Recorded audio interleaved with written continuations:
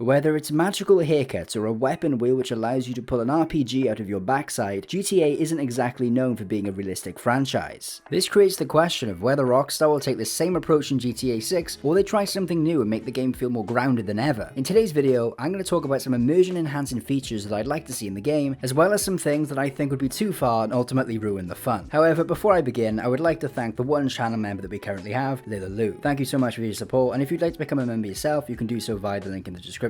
Anyway, let's get into the video. Okay, so the first thing that I would like to see is actually a returning feature from Red Dead Redemption 2, and that is dynamic hair growth. Straight away, this one could be controversial, as by now it's basically a staple of the franchise that there's a magical barbershop that you can always go to get your hair back and come out with some crazy styles. But I just think that your character's hair growing in real time is so cool, and I really like how you can only access some hairstyles at certain hair lengths. Don't get me wrong, I can totally understand why some people might find this one annoying. I understand that sometimes you might just want to get a new hairstyle without having to wait for your hair to actually grow, but I just don't think that this feature is that obstructive to the gameplay, and it just really adds to the immersion, and I really want to see it return. Next up, I would like to see the NPCs have some form of memory, and what I'm talking about is having NPCs remember your car, face, and any other features about your character if you were to commit a crime or maybe do a mission that impacts the world. Once again, this kind of already existed in Red Dead Redemption 2, but I would like to see Rockstar expand on it and make it even better. Imagine committing a robbery, but then having to change your car to avoid becoming wanted the next time the police see you in it. One of Red Dead Redemption 2's most disappointing features is that the bandana is basically useless. So imagine if in GTA 6, this time you actually had to cover your face, otherwise you risk being recognized in the future for a crime you'd committed in the past. I just think that sounds so cool, and once again, I don't think it has a big enough impact on the gameplay for it to be annoying or for it to become tedious. All it does is add to the immersion and makes it so you actually have to be careful about what you do. Next up, I want to talk about something which I really do not want to see in the game, and that is the concept of refueling your car. I see a surprising amount of people said that they want to fill up their gas tank in GTA 6, and I just don't understand it whatsoever. In my opinion, this mechanic would become so tedious and so annoying so quickly. I couldn't imagine trying to escape from the police and having to get out of the car because it's run out of gas. And the only way to fix it is to do the same gas refueling animation over and over and over again. I just don't understand why on earth people would want this in the game. Picture GTA 6 being 10 years old and you still have to do the same animation you've been doing for the past decade in order to refuel your car. It's tedious, it's annoying, it's slow,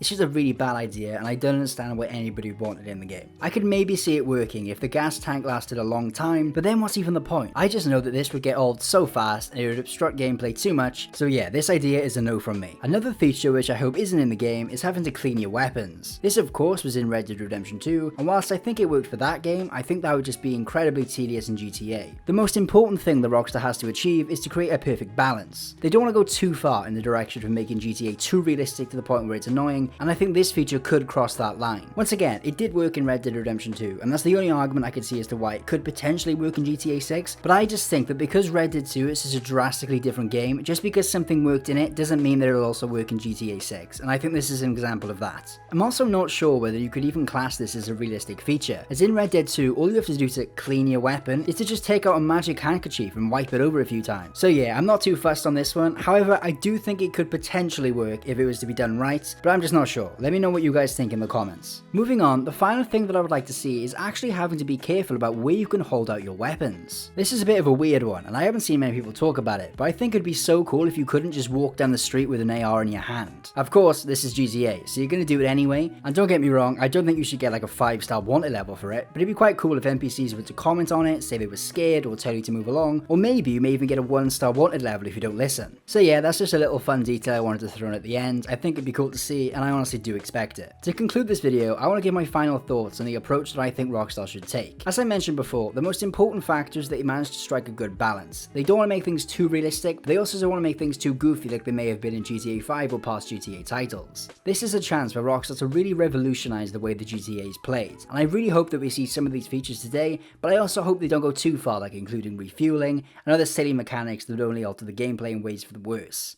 Anyway, that's about it for today. I really hope you enjoyed. Make sure to subscribe, follow my Twitter, and I'll see you in the next one. Goodbye.